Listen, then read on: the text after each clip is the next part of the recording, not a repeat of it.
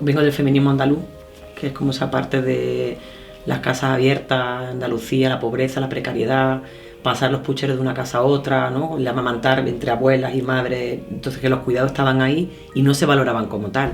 O sea, si estamos aquí nosotras justamente porque ellas, indirectamente muchas además, sin ser teóricas, sin haber leído mucho, nos estaban enseñando fuerza y sororidad. Es que es muy importante este legado porque al final tú no recibes o tú no escuchas estas historias por parte del género masculino. No existen, no existen, ni siquiera en un relato, ¿no? Como que no se ponen sobre la mesa. A nosotras, independientemente de haberlo vivido en primera persona o haberlo recibido como relato, sí que nos interpela, porque hemos seguido cuidando.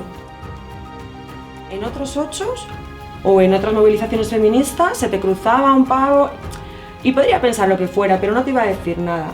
Pero este año ha habido más de 1, de 2 y de 10 compañeras que se han cruzado con gente que las ha insultado. Cuidado, yo hablo de manera urgente de cuidarnos entre nosotras ya.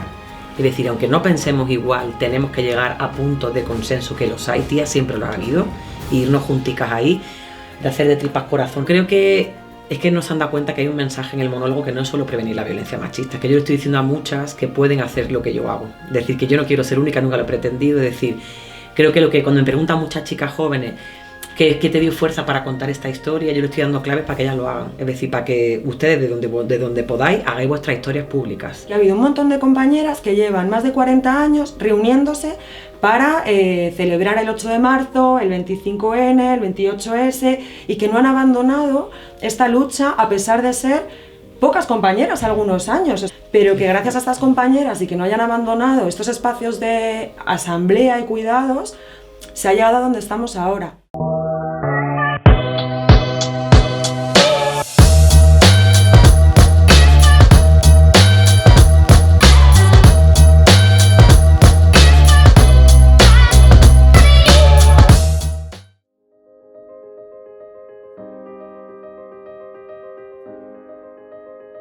A mí esta parte me parece muy bonita, ¿no? Como hablar del legado que nos han dejado las madres y las abuelas de cara a la ola feminista que estamos viviendo ahora, porque yo creo que hablo de lo colectivo independientemente de que vaya a contar algo individual, cuando digo que muchas de nuestras madres y abuelas se han pasado la vida cuidando y ejerciendo trabajos de cuidados, no solamente en casa, ¿no? Sino yo recuerdo a mi abuela que siempre decía, bueno, yo tuve un par de años, 3, una mercería, pero previo y post a esto estuve cuidando casas. Y claro, pero en realidad ella no lo leía como un trabajo, era como sí, estuve trabajando ahí, pero no se relacionaba o no se leía directamente como si fuera un trabajo, como sí que relacionaba la mercería que tuvo en Carlos Martín Álvarez, en Vallecas. Y yo creo que esto es importante porque al final como que las generaciones venideras hemos aterrizado y puesto sobre la mesa que este trabajo tiene que tener, el trabajo de los cuidados, los mismos valores que cualquier otro trabajo como el de la camarera, la dependienta o la compañera que puede trabajar en un banco o ser maestra. Sí, yo también lo creo, también vengo del feminismo andaluz, que es como esa parte de las casas abiertas, Andalucía, la pobreza, la precariedad, pasar los pucheros de una casa a otra, ¿no? El amamantar entre abuelas y madres, entonces que los cuidados estaban ahí y no se valoraban como tal. No era como el valor, sino como el estereotipo de género, tenemos que hacerlo porque somos mujeres y ya está. Creo que por eso ahora en este momento el hablar de cuidados nosotras porque estamos resignificando lo que ellas habían normalizado como machismo y estereotipo de género, de que nos toca hacer puchero porque somos mujeres. Pero cuando luego lo miras dices, jo, pero esa ha sido una fuerza brutal.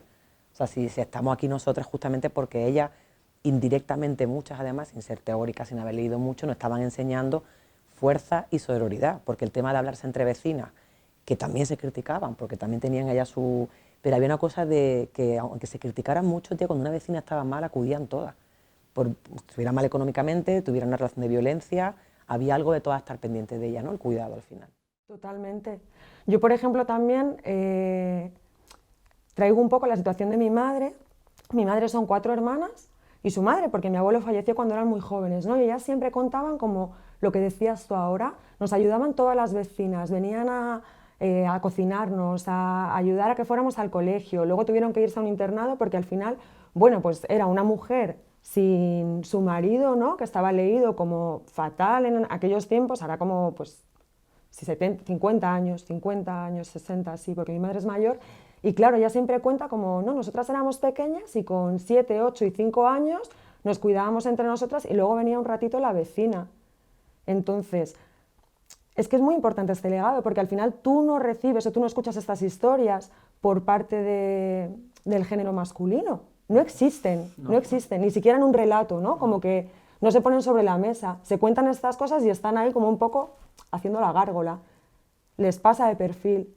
Y esto a nosotras, independientemente de haberlo vivido en primera persona o haberlo recibido como relato, sí que nos interpela, porque hemos seguido cuidando.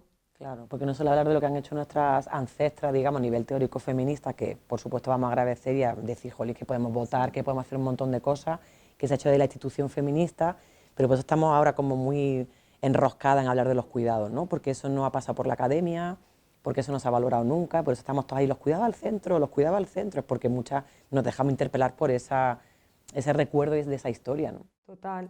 Y este elemento no importante como de, no, la supermujer, que también se nos ha intentado vender. Estoy haciendo así un poco como línea del tiempo del más antes al más la actualidad. Pero la supermujer que tiene que cuidar su casa, salir a trabajar, llevar y traer a los niños, cuidar a los familiares que tiene alrededor, porque esto también recae en nosotras y esto sí que lo vivimos en el día a día.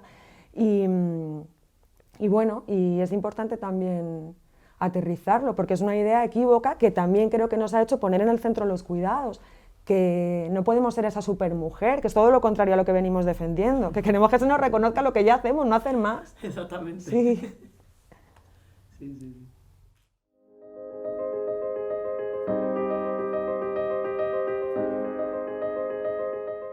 Es que claro, el asesinato de Ana Orantes fue tan fuerte, ¿no? Cuando Ana Orantes llegó al programa de Canal Sur contando su historia, que el tipo la quemó al tiempo y ahí salió la ley del 2003, toda esa fuerza, ese vehículo, ¿no?, de llegar al 2003 a una huelga histórica 2017-2018 en el Estado español, aunque yo he vivido el feminismo en El Salvador, pero hablo del Estado español, ¿no?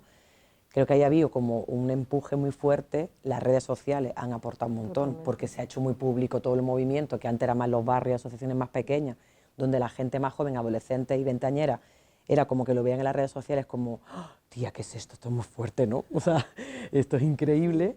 Y por eso fue ese pico, porque yo me acuerdo en 2017 que miraba en las calles, tía, claro que veía gente treintañera, pero veía muchas de entre 15 y 22 años, que eran las que más se escuchaba a nivel sonoro, que me fijo mucho en el plano sonoro, esa voz era una voz más de gente joven, ¿no? Es decir, jo, qué guay, ¿no? Como la gente joven la que tiene ese pulso que según los 70 también estaba, pero no tan fuerte, porque lo cuentan muchas que empezaron en las manifestaciones aquí de, bueno, ahí llegábamos malas de 30, 40, a las que nos quitábamos los sujetadores y nos poníamos ahí, no había gente de 20, ¿no? Porque no, o muy poca, y ahora sin embargo ha sido un cambio muy fuerte. Yo creo que además una de las cosas que ha dejado como legado, tía, para mí ha sido la diversidad.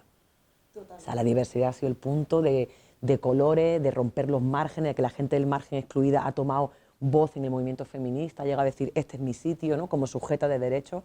Ha sido un cambio brutal en estos años, ¿no? El sentirse interpelada al final. O sea, yo creo que influyen como dos pilares importantes. El primero de ellos, que la lucha feminista, independientemente de hasta el año 2017, con los primeros paros y luego las dos huelgas que se vinieron, quizá no estaban tan en el centro de los medios, pero que ha habido un montón de compañeras que llevan más de 40 años reuniéndose para celebrar el 8 de marzo, el 25N, el 28S, y que no han abandonado esta lucha a pesar de ser pocas compañeras algunos años. O sea, que ahí ibas a manifestaciones y a lo mejor éramos 100, 150 personas. Sí, llegábamos y me estoy tirando un poco el pisto para arriba, pero que gracias a estas compañeras y que no hayan abandonado estos espacios de asamblea y cuidados, se ha llegado a donde estamos ahora, muy relacionado con lo que comentabas de las redes sociales. Porque ¿cómo llegabas antes a la gente joven? No, era imposible. Y espacios no mixtos. O por lo menos yo tengo como esta lectura, ¿no? En plan, digo, son tres, en realidad no dos. Como el trabajo de las compañeras de unos años a esta parte, redes sociales que interpelan a compañeras que no tienen un entorno favorable o de izquierdas, feminista, como lo queramos denominar, por donde vivan, por lo que sea, y luego está otra parte, ¿no? De, ay, estoy militando en un espacio no mixto en donde puedo participar, no se me interrumpe, tengo voz, qué importancia. Yo, por ejemplo, dejé de militar en otros espacios en donde estaba. sin También para repudiar. paramilitares Sí, y feminismo, ¿no? sí, porque me sentía más interpelada y más cómoda.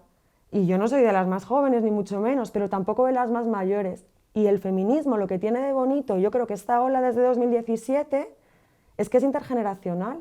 Es que te encuentras a gente de 16 y de 18 años como a mujeres de 60 y de 70. Y luego todas las que estamos ahí por medio, pero que también estamos ahí, pero que sí que es cierto que es como muy bonito ver como que se llega a consensos y acuerdos, un montón de personas que probablemente no tengan nada que ver entre sí y que piensen de manera como muy diferente dentro del feminismo y demás. También con la Ley Integral de Violencia de Género, como se empezaron a dar talleres en los institutos de prevención de violencia machista y que había un montón de planes de formación en sexualidad, en prevención de violencia, que ya el bullying ya no era solo la charla del poli, sino que ya llegaba algunas de nuestras compañeras a dar talleres donde en el bullying hablaban de género, ¿no?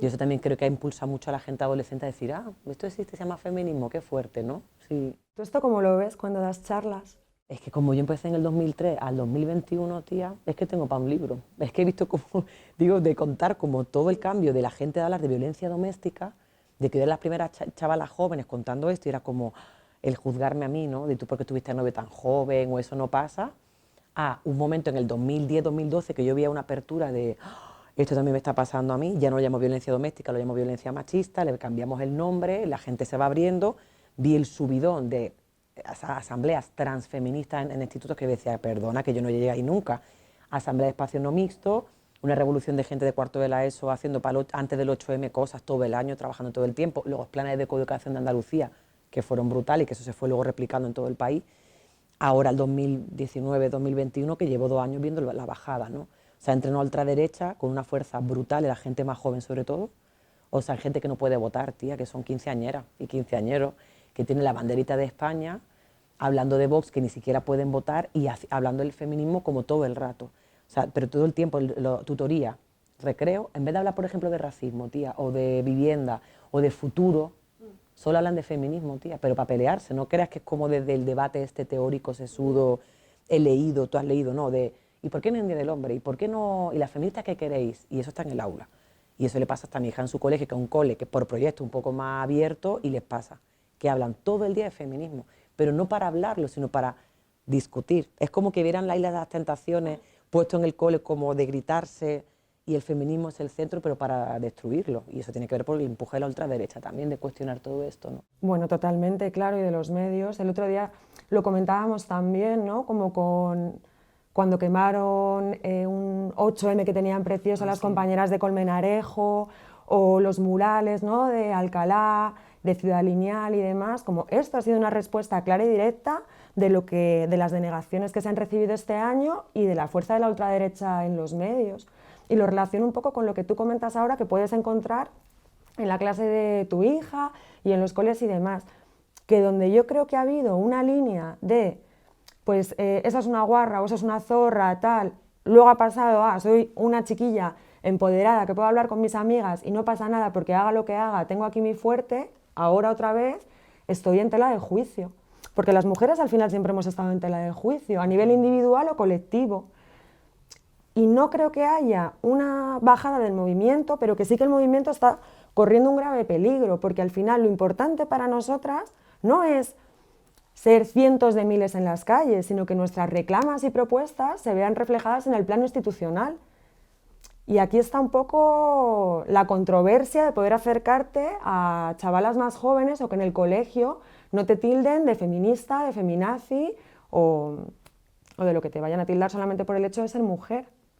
Sí, o sea, que sería guarra feminazi. Guarra feminazi, sí, claro. la que ha sido más libre es como, Sí, encima eres guarra y eres feminazi. porque sí, ahora sí, me apoyan, ¿no? Salía cuando comenzó como el auge de Vox y demás, que tampoco quiero dar como mucha voz a esta parte porque creo que no se la merecen, pero leí un tuit que tenía razón, que era como ahora la gente en el metro no siente vergüenza de insultar a una persona racializada. Ah, sí. Cuando hace unos años lo podías pensar, pero tú no lo ibas a decir.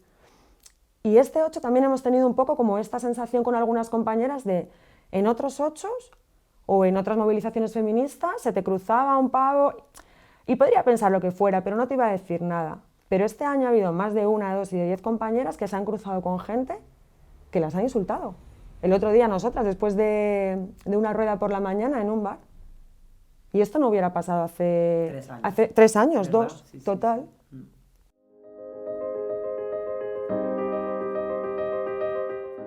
Yo creo que es por la entrada de la ultraderecha, o sea, no queremos darle voz, pero hay que decirlo, ¿no? O sea, que la ultraderecha lo que ha hecho es polarizar todo y como ellos lo que llevan siempre a los extremos, o sea, tiene que ser o blanco o negro y no hay más colores en medio, ni debate, ni diálogo, ni nada, pues han conseguido también reventar incluso nuestro propio movimiento, ¿no? Entrar dentro de mil y una maneras, como porque han visto tanto el movimiento feminista como el ecologista, tía, es que han sido los movimientos más gordos que han habido. Y ve el ecologismo también reventándose. Porque ves cosas de posturas contrarias que antes se dialogaban y hablaban o siempre han estado y ahora es como, pues como no piensas como yo, me alejo de ti. Y se hace este quiebre donde ya no hay diálogo, conversación, ni mirada, ni cuidado, por supuesto, no hay nada. Entonces lo han conseguido. Sí, y es que tiene que ver con una, o sea, como con una parte muy generacional, porque es como, es gente que lleva toda la vida en una misma posición, nunca se les ha movido de ahí, y entonces ahora tienen que entrar a debatir con gente de 16 años, el movimiento ecologista tiene gente muy muy joven, así como el feminista, y con gente muy mayor. Entonces, si yo soy un hombre, no estoy acostumbrado a trabajar en consensos de ningún tipo, y tengo que enfrentarme a esto, lo mejor que puedo hacer es criminalizarte. Ya está. Claro, no va a haber debate, lo que tú decías, no va a haber diálogo, lo criminalizo, esto es lo más fácil que va a llegar al resto de la población porque además los medios me están dando voz y así es como poco a poco el movimiento más potente, más transversal e internacional se empieza a minar. Es que es un peligro, sí. Mm.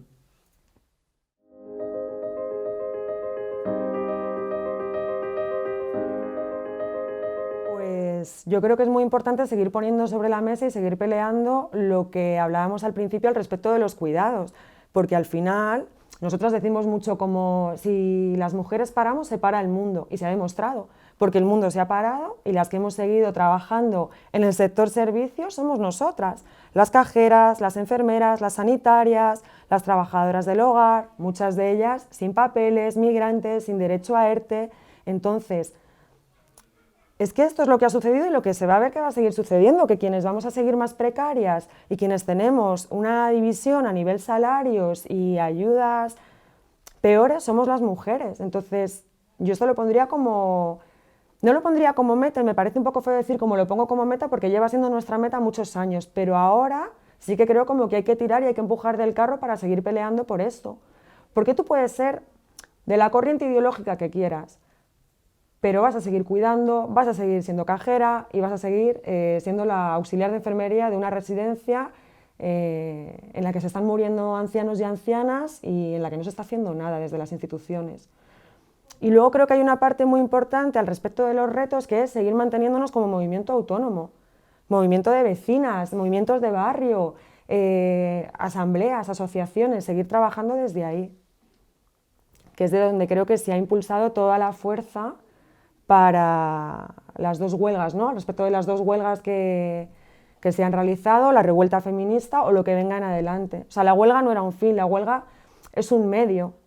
El fin es conseguir que nuestras reivindicaciones se cumplan y estén sobre la mesa y que podamos tener un proyecto común más relacionado con lo que pedimos a nivel institucional. Claro, es que a mí lo que ha pasado este 8M, el lema de los barrios, ¿no? Desde ese lugar me ha flipado porque creo que es el único, o sea, como está la cosa tan tensa, aparte de los cuidados, yo hablo de manera urgente de cuidarnos entre nosotras ya, es decir, aunque no pensemos igual, tenemos que llegar a puntos de consenso, que los hay, tía, siempre los ha habido, e irnos junticas ahí, de hacer de tripas corazón, respirar mucho, relevarnos, porque hay momentos en los que, tía, te doy el relevo, vale, que yo no puedo con esta situación, con esta tensión, con esta disidencia tan grande que nos violenta y no hacerle mal juego en redes sociales, a tirarnos esa violencia en redes, a ejecutar ciertas acciones de veto entre nosotras, pues si tú no piensas como yo te quito del medio. Entonces creo que cuidarnos sería lo primero. De aquí al futuro siento que nuestra fuerza, como nos estamos quemando todas, porque todas tenemos de alguna otra manera dolores, heridas, ancestras teóricas que eran nuestras madres que nos han dejado de mirar y nos duele, y como estamos todas muy heridas y vulnerables frente a la crisis pandémica, yo creo que ahí podríamos encontrar de nuevo la fuerza que el movimiento ha tenido, que es la creación, crear, bailar, juntarnos en los barrios, que se quede ahí, ¿no? Porque si no, tía, nos apagan, o sea, nos revientan. Entonces, como sabemos lo que estamos pasándolo mal, pues encontremos espacios de desahogo, saquemos rabias para seguir creando, tía, para decir, bueno, pues si volvemos a ser otra vez como antes, Marta, 150 en un lugar, pero que estemos 150, para que no sea la muerte del feminismo de éxito, porque ese pico de aquella gran huelga del 2017-2018, ver las calles de cientos de miles, como tú decías, no es el objetivo. Claro. Siempre lo ha sido, no es el objetivo, un montón de masas, no. Claro. O sea, que ha sido como muy bonito vivirlo y que yo no digo que no, o sea, se va a volver a vivir, pero que es cierto que no se puede poner solamente el foco mediático en la cantidad de gente que sale a la calle y no en lo que se consigue, porque la gente, nosotras a veces hablamos y es como todos los años, ¿y este año por qué salís o qué se pelea? Como pues lo mismo que el año anterior y el anterior, porque no se ha conseguido. No quiero únicamente que me den voz, quiero que representen lo que venimos peleando. Claro, y que se consigan cambios dentro de la institución, ¿no? Claro, Totalmente. por supuesto.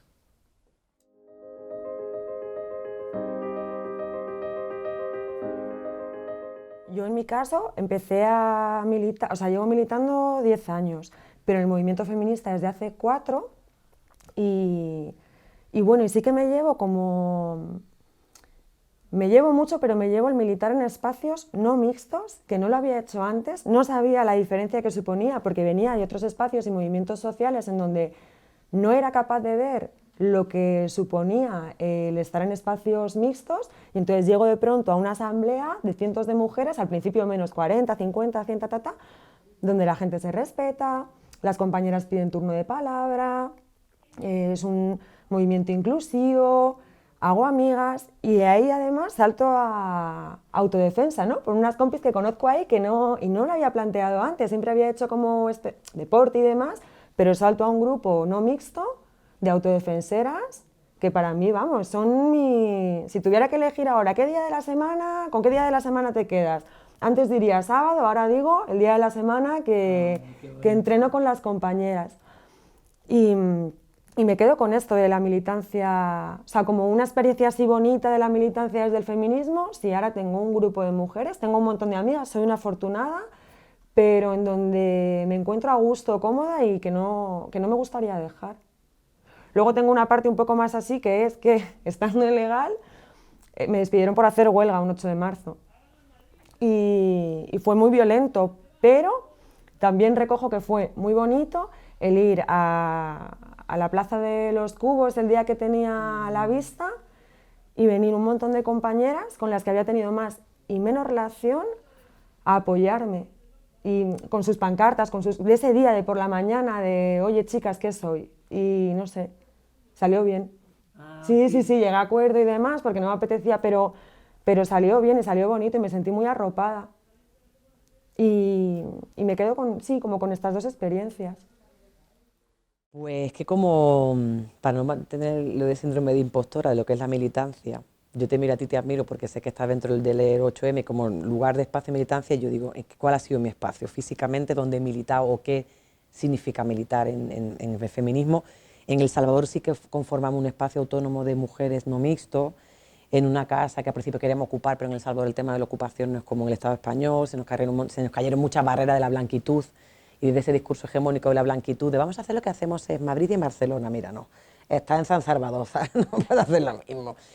Pero como que ahí mi jueves, cuando empezamos a hacer Wendo, autodefensa feminista, que fue donde más fuerza agarré a nivel corporal, que ya conocía el teatro y era como, hostia, esto junto ya es muy potente, pues claro, al regresar al Estado español, yo podría decirte, pues claro, en militancia feminista, pues cuando he ido a la Quimera o a la Atalaya a hacer monólogos para recaudar fondos para conseguir cosas para los colectivos. Pues si eso es militancia, entonces yo sí creo que he participado en el movimiento de militancia, sobre todo de Madrid, ¿no? Me quedo con la sensación de impacto que fue en el 2017, que iba con mi Nahuel, entonces como era pequeño iba dentro de la mani, pero como que me iba saliendo por Nahuel, por el ruido y todo eso. Y veía un montón de chicas jóvenes con la camiseta de No solo duelen los golpes y reconociéndome. Y era como, que yo vi tu monólogo hace no sé cuántos años. Y era como, ¡oh! Claro, ahí sí sentí lo que muchas veces dice, que la gente de Fox que dice que yo adoctrino a adolescentes. Digo, pues mira, ahí está el legado de gente que adoctrinamos. Yo y muchas más como yo, ¿no? Que vamos a los institutos y que llegaron a esas huelgas porque hubo alguien, su maestra o alguien que llegó del taller de igualdad o el taller de prevención de violencia de género, yo y muchas más como yo, que les hicieron a ellas abrir los ojos y participar ahí. Y a mí eso fue muy, muy impactante cuando me paraban a pedirme fotos de tu monólogo me dio la vuelta a poder estar aquí, eso fue fuerte, no me lo esperaba, porque era muy jovencita además. Y las frases de es que tía llorando, ¿no? De verme la mani y decir, tía, yo dejé a mi maltratador porque vi tu monólogo, o dejé a mi maltratador porque después de ver tu monólogo mi profe me dijo, agarré fuerza, y llorando, yo llorando, qué fuerte, ¿no? Es que esto es precioso, Pamela. O sea que, claro que es militancia. O sea que la militancia no solamente puede ser como estar en un espacio asambleario y demás. Me acuerdo, mi amiga Manuela, que una vez puso un tuit que me pareció precioso. Ella está como muy metida en temas de memoria histórica y decía, memoria histórica es ir a visitar a tu abuela. ¿No? Sí. Como qué bonito esto, en plan de no es solamente como hablar del pasado, futuro, de cuántas asambleas has vivido tal, sino como de esa capacidad de transformación tanto individual como a nivel colectivo. Claro. Y yo, no sé, o sea, recojo lo que dices como con mucha admiración, porque yo sí que he ido a verte en un par de ocasiones, una con las amigas, en la EVE, y luego me llevé a mi familia, a mis tías, a mis primas, a mi madre, a verte aquí en el Teatro del Barrio. Y entonces, claro, ayer las decía como, ay, voy a ver mañana a Pamela, tal. O sea, que al final, más allá como de los espacios y de las asociaciones vecinales o de barrios, que hay veces que no tenemos el tiempo como para poder dedicar 1 o 2 horas a este compartir, pero haciendo otras tantas actividades, ese compartir se puede llegar mucho más lejos. O sea, que cada una desde nuestros rincones, Yo creo que ahí se hace militancia. compartiendo y activismo. pucheros, claro que sí, tendiendo en la calle con las vecinas, sí, Sí, es verdad. sí, sí.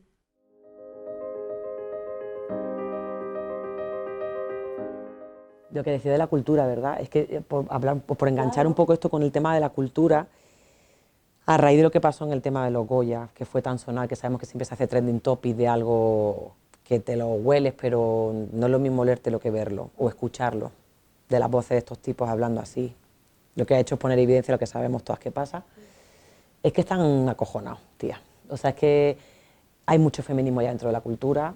Ya podremos, cada una podrá decir si es un feminismo más superficial o un feminismo más capitalista de Amancio Ortega. Bueno, que de ahí tenemos nuestro debate, pero hay muchas actrices que hablan de feminismo públicamente, que lo dicen, hemos hecho empuje, que bueno, que la Casa de Papel, que cuando se enamoran se ponen todas gilipollas, sí, es verdad porque les cambia la cara, pero suficiente con escuchar, empieza el matriarcado, aunque muchas sabemos que no es ese matriarcado violento, pero aunque sean frases así vas como dando un empuje. Porque sabemos que hay mucho más curro que hacer con la gente guionista que de la serie de Netflix. No es solo poner personajes protagonistas femeninos, pero me sigues poniendo las mismas que digo, no, no es eso. Tienen que estar un buen rato sin hablar de ti o sin que el amor esté en el centro, ¿no? Pero creo que la cultura ha pegado un gran empujón, por eso nos tienen tanto miedo a la gente que mezclamos, como en mi caso, como muy explosivo, el feminismo con el arte, porque ambas cosas tienen una capacidad de impacto muy fuerte, entonces como, no mezcles arte porque son cosas muy bonitas, la gente a nivel emocional le pega y si encima tiene un discurso, tía, es como no te queremos aquí, quieren vetarte, quieren quitarte del medio, que se apague la cultura también. Es que es eso, es que ya no es solamente como que te guste, sino que te interpela. Y es la parte que hablábamos antes, ¿no? Que ven como peligroso.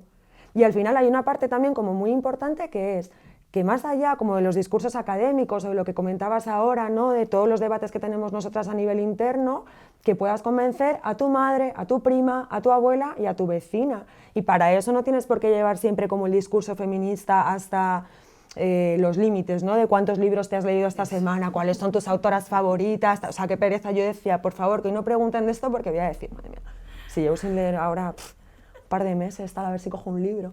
Pero que, pues eso, que creo que es importante y que a mí me da, o sea, sí que te quería preguntar como desde ese punto, como cómo empezaste tú a raíz de este monólogo a notar estos altibajos y estos ataques directos hacia ti, no solamente como por parte de determinadas instituciones, sino por parte de las redes sociales, ¿no? De gente que está en su casa, que no hace nada en su vida, pero que bueno, pues tengo un ratito, pues voy a por una feminista, ¿no?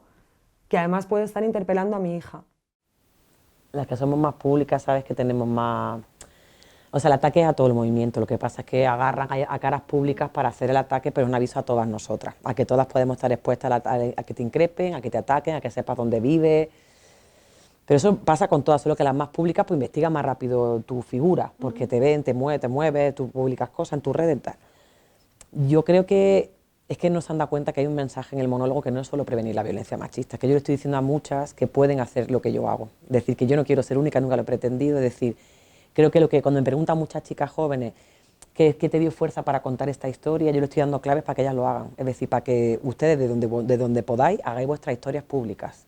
De donde podáis, pero si desde el arte también mejor. Es decir, que muchas agarréis, quiero hacer un taller de lo que me pasó a mí.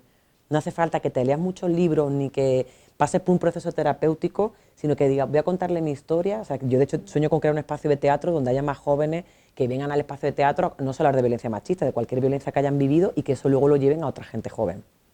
O sea, es como generar un séquito de gente diciendo se puede hacer política a través del arte y política feminista y no necesito tener 40 años para entrar a un teatro, sino que yo con 15 años puedo crear una obra de calidad donde no es una obra solo de entretenimiento, sino que va a ser de denuncia y de transformación social. Eso es muy peligroso. Entonces, como... edificios, ya, podemos echar un ojo a alguno. Sí, tía, por favor. Claro, porque es el mensaje que han visto que es peligroso. No solo lo que digo de Antonio, de mi ex maltratador, ha sido que lo que le digo indirectamente es, si yo he podido, tú también, yo no soy única. Tú también puedes contar tu historia de maltrato y puedes darle la vuelta. Eso es lo que creo que han visto más peligroso de mí. Lo más peligroso y al final también como lo que más atrapa, ¿no? Claro. Por lo que decías ahora, como que no es necesario que tengas una cartera de estudios, másteres, etc. para poder hacer lo que tú ya sabes hacer, porque al final es lo que uno ha vivido, ¿no? O poder volcarlo dentro de una profesión que te apetezca desempeñar. Yo te quería preguntar otra cosa, hablando de preguntarnos cosas. ¡Uy, qué vergüenza! Tía, es que pensando en los cuidados, la comisión del 8M lleva ahí unos años muy duros a nivel interno, muy duro de muchas cosas, de muchas horas, de muchas lágrimas, de muchas dudas, me imagino, de todo lo que ha habido. ¿Cómo os cuidáis a nivel tanto colectivo, dentro, a nivel personal, en los espacios? ¿Cómo tenéis consenso? ¿Habéis encontrado formas, maneras de cuidaros? Pues así haciendo un poco como línea del tiempo, previo a COVID, las primeras asambleas y demás, es cierto que eran como mucho más bonitas y agradables, porque a pesar de haber disensos, como que llegábamos encontrábamos fórmulas para conectar y hablar de ciertos temas que pueden ponerte un poco la piel de gallina, pero sin necesidad de posicionarnos, porque como movimiento autónomo que recoge y que aúna un montón de asociaciones de vecinas, de movimientos feministas de barrios y demás, entendíamos que posicionarnos en algunos de los temas por los que nos han venido a golpear significaba directamente tener que posicionarnos en otros tantos temas que la prensa, los medios, las redes sociales nos iban a querer volcar para que nos situásemos. Entonces, claro, trabajar aquí los cuidados ha sido fácil y difícil. Fácil porque la gente que compone o que ha venido a asambleas del 8 de marzo, sobre todo los primeros años, ha sido gente que esto lo entendía y le recogía de primeras, como bueno, pues tú piensas de una manera, ella es abolicionista, ella es regulacionista, pero aquí esto es un espacio para construir y generar fórmulas para pelear por objetivos comunes. Y luego cada una en su asociación de barrio, vecinas o feminista, pues debatirá lo que tenga que debatir, ¿no? Por poner uno de los problemillas que hemos podido encontrarnos dentro del 8 de marzo.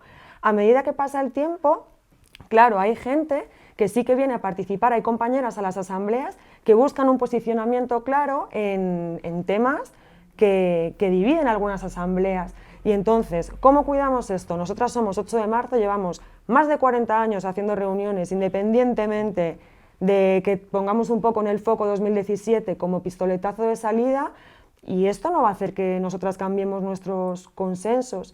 Entonces me acuerdo de empezar asambleas con cartulinas recordando el no se puede interrumpir, hay que respetar a la compañera, estos son los temas que vamos a tratar, se aceptan sugerencias, pero nunca un posicionamiento siendo un colectivo autónomo y que aúna a otros colectivos. O sea, no somos como 8 de marzo, solo el 8. Somos un montón de colectivos y de compañeras aprendiendo las unas de las otras y rectificando y demás.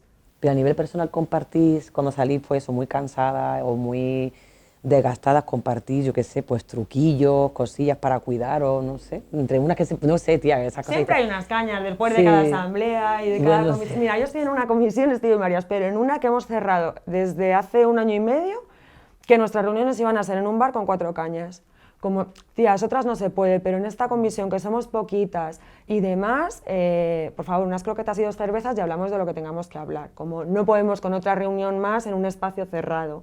O hay compañeras que han decidido dar un paso atrás no desligarse del movimiento 8 de marzo, pero lo que hablábamos antes, como uno, por dar paso a nuevas voces, dos, porque ya estoy cansada, o sea, y esto es todo el rato como pelear, que antes lo contábamos como un proceso de muestra, ¿no? De aquí estamos las feministas, hacemos una huelga, un paro o lo que nos dé la gana, y ahora es todo el rato defendernos de los ataques que nos llegan, y esto es cansado.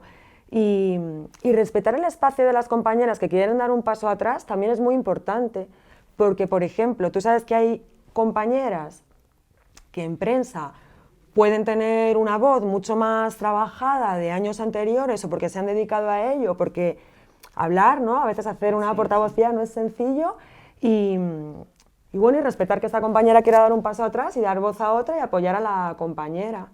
O, por ejemplo, dar voz a todos los movimientos vecinales y sociales, como podría ser el APA, Sindicato de Inquilinas, Somos Tribu en Vallecas, que tienen conocimientos mucho más aterrizados de lo que puede tener a lo mejor otra de nuestras compañeras, siendo feminista en ese espacio de trabajo, pues no sé, es como compartir al final. Qué bonito. Sí, sí, sí. Es que eso mola mucho. Sí.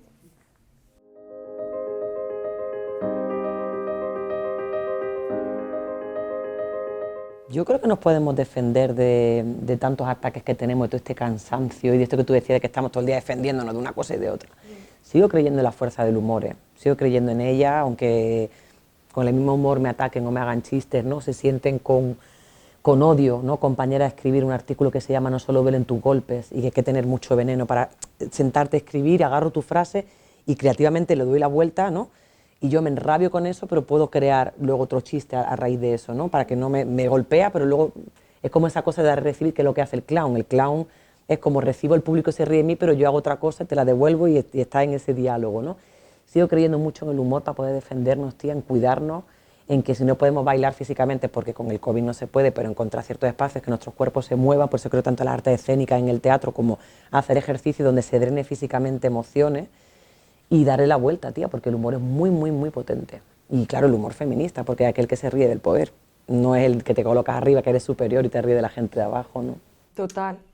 Es que no añadiría nada más. Es que al final, o sea, como nos sabemos fuertes.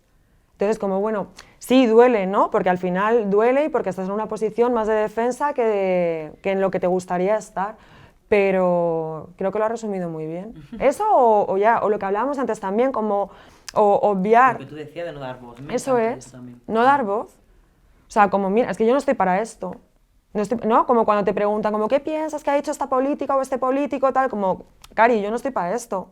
Nosotras tenemos un trabajo de barrio que hacer muy potente como para que cuando tengamos la oportunidad de poder hablar sobre lo que ha dicho uno u otro, que se están metiendo conmigo. No, no. Tengo poco tiempo. Claro, ¿sabes? Como ya, tengo que ir a comprar una barra de pan a mi abuela, que está en su casa, que no puede salir, que no le han puesto la vacuna. Pues no te voy a prestar atención. No queda de otra.